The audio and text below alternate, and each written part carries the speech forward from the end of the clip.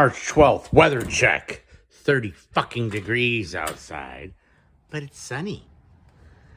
How sunny and beautiful. Oh, yes. The groundhog trying to advocate for fucking cold weather. Sorry, it's sunny. I like it. However, allegedly there is a wind advisory until 5 p.m. today.